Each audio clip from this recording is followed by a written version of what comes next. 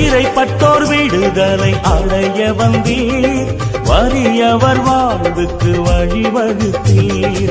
சிறைப்பட்டோர் விடுதலை அடைய வந்தீர், வறியவர் வாழ்வுக்கு வழிவகுத்தீர். உலகின் இடர்களை வென்றிடவே இறை சித்தத்தில் நாளும் வாழ்ந்தவரே, நற்செய்தி முழங்கி நம்பிக்கை வாழ்வில் புதிதாய் உலகை மாற்றினீரே. பணி வாழ்வையே எங்கள் அகராக ஏற்று அயராது உழைப்போம், தளராது ஜபிப்போம்.